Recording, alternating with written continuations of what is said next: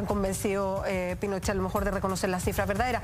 ¿Cuánto se sabe bien de eso? Pero yo creo que eso se ha ido como desclasificando con los años. Matei cantó como canario, digamos, hace unos años atrás. Entonces, Pero además da una pista interesante a propósito precisamente de lo que se ha venido sabiendo en este último tiempo, de las características de las transiciones. Es decir, no solamente nos habla de los hechos espurios que pudieron acompañar el desarrollo del plebiscito, sino que también de la forma en cómo esa información que era conocida o relativamente conocida en los días inmediatamente posteriores al mismo, comenzó a ser gradualmente subsumida para asignarles a quienes en su momento oficiaron como representantes civiles de la dictadura un rostro más amable, un rostro más democrático, al punto que Alberto Cardemil, que fue uno de los artífices del intento de falseamiento, posteriormente fue diputado de la República e interlocutor democrático para muchos otros actores políticos. Por lo tanto, a mi juicio, el punto no está solamente en aquello que se intentó ocultar ese día en particular, sino que en las proyecciones que ese tipo de gestión o de acción política generó hacia el futuro y que está dando cuenta del carácter del tipo de transición que tuvimos por lo menos los primeros 4 o 5 años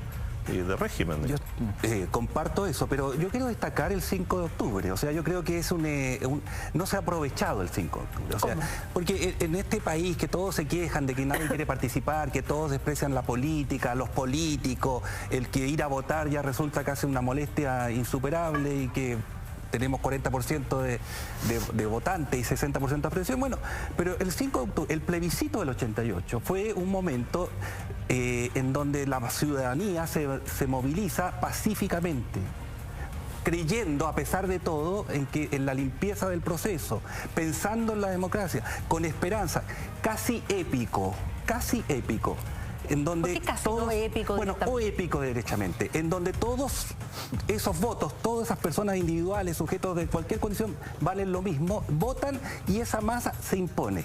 Y eso, a mi juicio, es un ejemplo, y no solo para Chile, es un ejemplo en el mundo. Otra cosa será en qué ha resultado la transición, que a mi juicio tampoco ha sido un desastre, ni mucho menos, nada que se le parezca. Pero como estamos en el 5 de octubre, entonces eso debería valorarse. En las posibilidades que hay cuando el conjunto asume una tarea o se pone una meta. Y ahí se manifestó. Hoy día uno siente que mucha gente se queja de todo, de casi todo, como si este país estuviera cayendo, pero el gran, a mi juicio, instrumento que uno podría tener para cambiar las cosas, que es el voto, no se practica. Entonces, ahí tengo yo un ejemplo bueno en la historia que te demuestra que sí es posible. O sea, si todos los que votamos el 5 de octubre del 88 hubiéramos pensado que votar no vale nada, bueno, no sé dónde estaría. Perdón, pero se creía entonces, o sea, en ese momento la gente fue a votar pensando que el voto iba a hacer la diferencia, efectivamente. Bueno, aquí vamos a la memoria y termino. Mi memoria me hace pensar que fuimos a votar pensando que ese voto valía y que muchos votos como el mío, millones de votos como ese, cambiaban las cosas. Yo no fui a votar y llamé a no votar, considerando, entre otras cosas, que más allá del resultado específico que el plebiscito podía tener, no iban a ser muchas las cosas que iban a cambiar. ¿Y tú crees que no cambió, que no hubo cambio? No, evidentemente que desde el punto de vista del régimen político sí, y desde las prácticas sobre las cuales se fue construyendo ese sistema dictatorial, evidentemente también, pero hay otros elementos que está más que claro y que no solamente no cambiaron, sino que se profundizaron. Estoy pensando, entre otras cosas, en el modelo económico y en las políticas privatizadoras. Pero Igor, ¿tú creías que el resultado no se iba a respetar, que iba a ser un resultado falso, que... Bueno, habían no solamente aprehensiones en ese sentido, digamos, en que eventualmente la dictadura podía amañar los resultados del plebiscito, que era una tendencia no solamente posible, sino que en un momento determinado de esa jornada podría haberse producido, sino que además, en la perspectiva desde la cual yo analizaba el fenómeno junto con mucha otra gente, las proyecciones que el tipo de transición que estábamos teniendo desde el Acuerdo Nacional del año 85 en adelante podían proyectarse en un eventual cambio del régimen, no iban a ser sustantivas ni en términos económicos, ni en términos sociales y eventualmente tampoco en términos políticos, digamos. Y creo que una parte de ese diagnóstico no fue equivocado y una parte del desgaste de la transición a la democracia tiene que ver precisamente con esos aspectos que no cambiaron y que la gente de una u otra manera entendió como que el arco iris no había dado la respuesta que todo el mundo estaba esperando. Pero ahí no está un poco sobredimensionando un poco las votaciones. Eso en el fondo lo que uno hace básicamente elegir representantes o dirigentes políticos. Aquí estaba en cuestión si seguía Pinochet o no. pero no se estaba votando necesariamente por la transformación del conjunto del sistema que se había erigido durante la dictadura. O sea, de hecho, si se fijan en el programa de Partidos por la Concertación por la Democracia, a propósito del modelo económico, las propuestas que ahí se están manifestando son muy distintas a lo que luego se implementó. Lo mismo respecto a la Constitución Política de 1980, es cosa de mirar los documentos de la época, digamos. Pero se plantea derogar la Constitución Política. En esa discusión... No es que el pueblo tuviera esa expectativa, era que ellos prometían esos cambios. El problema que yo veo en esa línea de argumento es que desde el 90 hasta ahora la sociedad chilena ha tenido muchas oportunidades de cambiar el famoso modelo votando por aquellos que ofrecen un cambio más o menos radical, más o menos moderado, pero cambio al fin y al cabo. Y ha ocurrido dos cosas, están los hechos, están las elecciones, o votan apoyando el modelo y a quienes proponen eso, o simplemente no votan diciendo que no sacamos nada con votar. Entonces, al final, ¿qué resulta? Que se sigue esto mismo. Ahora, yo creo que sí hay una gran diferencia entre el 90 para atrás y el 90 para adelante. O sea, vivir en dictadura, vivir con miedo, es diferente a vivir en un Estado democrático con todos los defectos que todos podemos reconocer. Y yo creo que para decir hoy día que al final se trataba de un cambio cosmético, yo creo que para los que fuimos a votar, o la mayoría de los que fue a votar ese día, no era un cambio cosmético, o sea, representaba realmente mucho. Es que hay dos cosas paralelas, porque una es, se está votando la continuidad de Pinochet o no, y esa cuestión era vital. Y el resultado es evidente, digamos. Otra es la continuidad del modelo político-económico que se había instaurado. Y claro, ahí se abrigaban una serie de esperanzas que fueron defraudadas para muchas personas.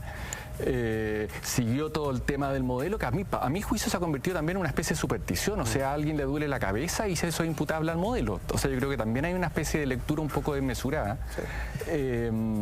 Y en el fondo esta cosa como de restarle importancia al 5 de octubre a propósito de los estudiantes que ni siquiera recuerdan, también tiene que ver con que para las generaciones nuevas el momento cargado históricamente no necesariamente ese, sino lo potente más bien es cómo desactivar esa sociedad neoliberal que quedó instalada en ese entonces. Esa es como la cosa que tienen más bien en el centro de la cabeza. Entonces lo que importa no es el momento en donde se saca Pinochet de escena, sino más bien cómo hacerse cargo de su herencia. Y ahí la lectura a los gobiernos de la Concertación es muy negativa. Y esa especie de visión sombría tiñe también lo que pasa, creo yo, con el plebiscito al cual se le resta importancia. Que un poco, volver quizá a la postura de Igor, de decir en realidad fue un fraude esta cuestión.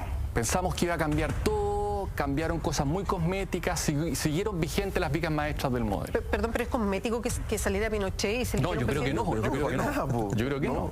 No, en ningún caso. Es decir, si se identifica el régimen dictatorial con la figura de Pinochet, no cabe la menor duda que desde el Partido Comunista hasta el Partido Demócrata Cristiano, todos colocaban en ese esfuerzo político la posibilidad de generar o provocar algún cambio.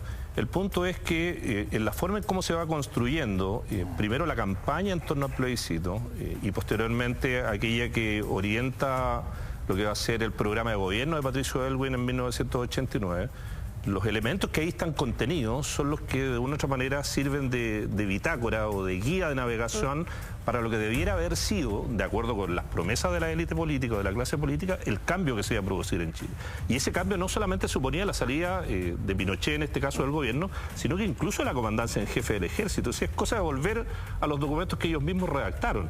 El punto, y aquí es donde la clase política no se ha hecho responsable de ello, es que la etapa temprana de la transición, la fase de 1990 a 1994, fue aquella en la cual todos aquellos elementos que se habían dejado establecidos por escrito y que formaban parte no solamente de las expectativas de la gente, sino que también de las promesas de gobierno, no fueron cumplidas. Y ese no fueron cumplidas es una explicación política que la clase política tiene que darle a la ciudadanía. Espurios que pudieron acompañar el desarrollo del plebiscito, sino que también de la forma en cómo esa información que era conocida o relativamente conocida en los días inmediatamente posteriores al mismo, comenzó a ser gradualmente subsumida para asignarle a quienes en su momento oficiaron como representantes civiles de la dictadura un rostro más amable, un rostro más democrático, al punto que Alberto Cardemil, que fue uno de los artífices del intento de falseamiento, posteriormente fue diputado de la República e interlocutor democrático para muchos otros actores políticos. Por lo tanto, a mi juicio, el punto no está solamente en aquello que se intentó ocultar ese día en particular, sino que en las proyecciones que ese tipo de gestión o de acción política generó hacia el futuro